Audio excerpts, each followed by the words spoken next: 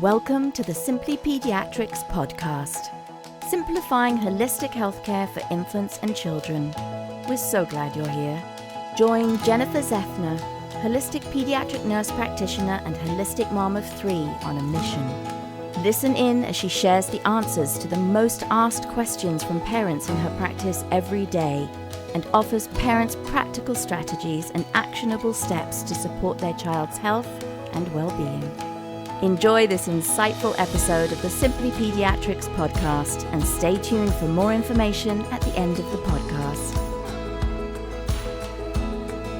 Hi, I'm Jennie Zethner. That's right, I'm here in my car. I don't know about the rest of you, but I find sitting in my car to be very peaceful. It happens to be one of the quietest places I have in my life. I have 3 children. I work full time. I'm busy like the rest of you, and I really would like to share information, and doing it from my car is most convenient. So I'm going to ask you to please forgive if there's any commotion behind me, any beeping, any dogs barking, ambulances, fire trucks, etc. I'll do the best I can to find quiet places. I assure you I will never be driving my vehicle when I speak to you. I will always be pulled over and parked. I am typically parked waiting for one of my children to come out of an event or something. So that is what I'm doing with my time here. And I look forward to sharing information with you. And again, forgive me for being a little unprofessional being here in my car, but I hope it works. And with that, let's get started. Today's episode, ticks. Hi and welcome. I'm so happy to be here with you today. I'm going to talk about ticks. Here on Long Island, it is March, and I've already received a whole bunch of phone calls from families who have found ticks on their children. I feel like it's so early, but yeah, here already in March, we have tick bites. All right, so there's a lot of information to know about ticks, so I'm going to try to make it concise, and we're going to put some extra information at the end of this for you to have as references, all right? So, most important thing to do to prevent any illnesses that are associated with ticks like Lyme is to do a full body check on your children, or if your kids are older, to tell them to do a full body check on themselves each day before they go outside. Okay, so really I tell families to make a habit of just check your children every day. Hopefully you're outside every day. Hopefully you're out in the wilderness. Hopefully you're out in the woods. Hopefully you're in the grass. That's where the ticks lives, but that's where I want you to be every day with your children, kind of enjoying nature and being outdoors. So I recommend that families check their children's bodies each day. And where do you check? Everywhere. Ticks tend to like to go to the darkest parts of our body. So behind our ears, in our groin, unfortunately, between our toes, between our fingers, in our head. They do like the darker, warmer parts of the body. So they will crawl onto us. I know, so gross. Ticks don't fly, by the way, moms and dads. They crawl. They live on, in grassy, wooded areas, and they get onto us by crawling onto our bodies, getting onto our body and then crawling to the darker places. So they crawl, they get there, and they latch onto our skin. So many families are confused with this. If you find a tick on your body, like walking on your body, that may A, not be a tick, and B, not concerning whatsoever, all right? A tick doesn't just bite us and get off like a fly or a mosquito, right? That's a different type of bug. So the tick gets onto our bodies and they attach onto our skin. They bite onto us and they stay there, all right? So that's many families don't get that part. They think that they bite and then they get off. No. They're not like a fly or a mosquito. They come onto our skin, they bite on and they latch and they stay there. And they stay there for days, essentially taking a blood meal from us, from our bodies.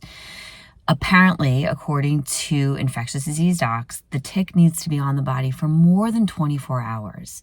More than 24 hours is the key, which is why it's so important to check your body each day. So if a family tells me they found a tick on their child's skin, the first question I'm going to say is, how long do you think it was there for? If they're little kids, ideally you're really looking at their body every day. So if you're like, it wasn't there yesterday, or it wasn't there last night, we don't have to do anything about it. If the tick was not there for more than 24 hours, we do not need to do anything. Infectious disease, the CDC guidelines, all the way up there, the guidelines are nothing. Remove the tick and we don't need to do anything. They don't even actually recommend sending that tick out I'll talk about that in a second. So pull the tick off. There's lots of YouTube videos about how use, clean forceps to take that, tweezers to take the tick out of your child.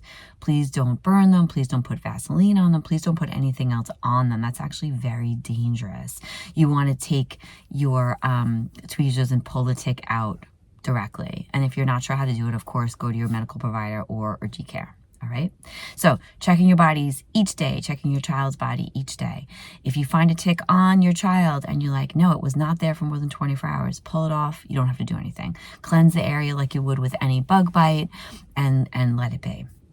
Feel free to call your medical provider if you'd like to, but they're not going to do anything if it's less than 24 hours. Okay. So now what if you're like, okay, I found a tick. No idea how long it's been there for. My teenager just came down. It's embedded into his thigh. He doesn't know how long it was there for. Okay.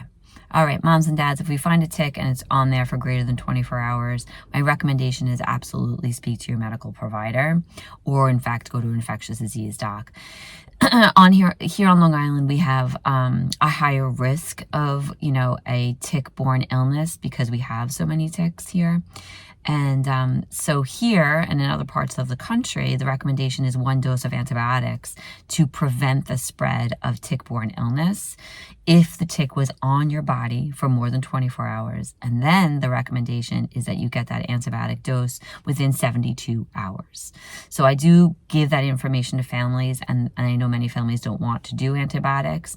I give them all of that information. And then in my practice, we often share information about other holistic measures that we can take. There are specialists that can treat potential tick-borne illnesses holistically. There are some homeopathic remedies we can take. There are some herbal remedies we can take.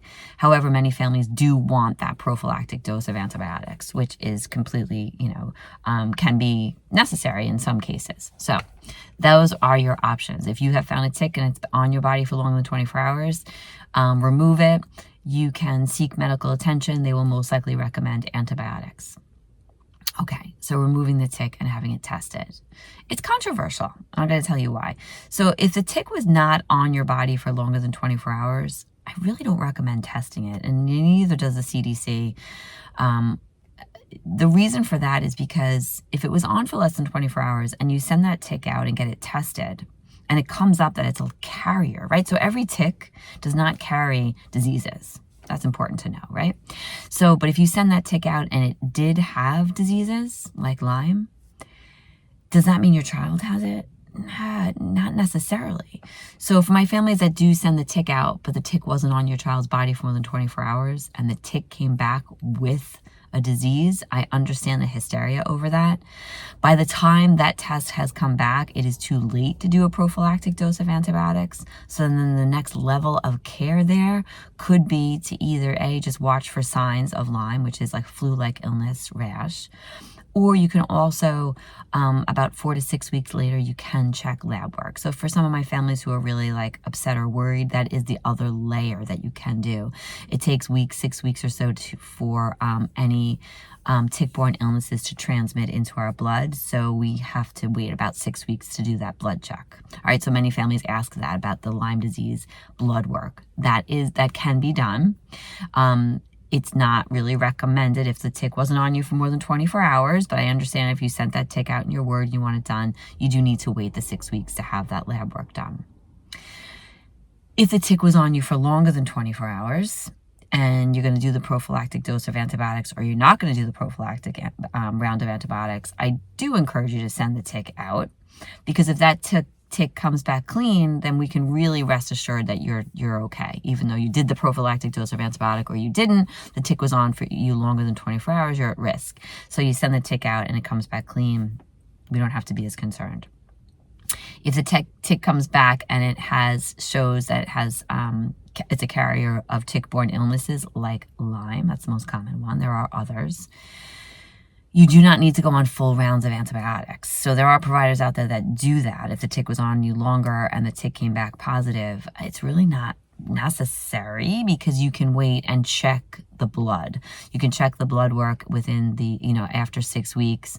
If we have active Lyme that shows up on that blood work, then that's a whole other level of care that you can either, opt to do the conventional rounds of antibiotics, or there are holistic providers that treat it with homeopathy and herbs as well. Again, that's very individual depending on the age of your child, the health of your child, the provider that you see, and the symptoms, etc. All right. So a lot to kind of unpack in there. Like I said, there's a lot of different information, a lot of important information about ticks, and it is sort of a layering kind of approach depending on how long the tick has been there and if the tick is a carrier of illnesses, of diseases. But in general, the most important thing to do is to check your body at the end of each day or the beginning of each day so that you know how long that tick was there for. There are tick repellents. I'm not a big fan of the heavily chemical compounds like DEET to put on our children. Another measure to kind of protect your child is if you're out and you're going for a hike and you're going to be in an area where there's ticks, is to put on, socks over the pants, sneakers, so that you have a lesser chance of that tick kind of crawling up and onto your legs. Long sleeve shirts are recommended, long pants and higher socks, so that you have a lesser chance of that tick kind of getting onto your body.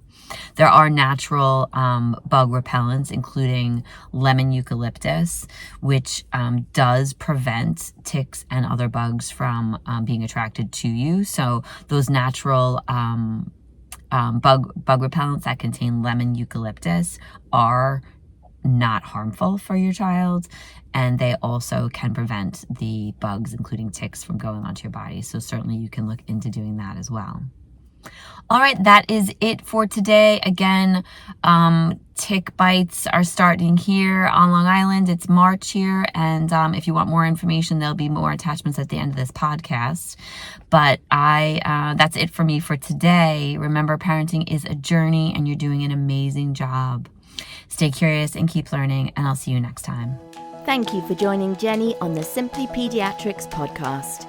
We hope that the valuable information she shared in this episode will inspire and empower you on your holistic parenting journey. If you would like to learn more about Jennie, her Simply Pediatrics practice, or anything that she spoke about today, please check the show notes that accompany this podcast, and you'll find all the links and resources you need. You can also sign up for the Simply Pediatrics mailing list so that you receive Jennie's weekly newsletters packed with vital information and holistic parenting journeys. If you've enjoyed today's episode, please consider giving this page a like and subscribe to the channel so you don't miss any episodes. And don't forget to connect with us by sharing your thoughts in the comments section below. Follow Simply Pediatrics on any and all of the social media platforms. And if you're interested in an in-person or a virtual appointment with Jennie, please see the contact details in the show notes. Stay tuned for more episodes packed with a wealth of powerful information to support you on your holistic parenting path. See you next time.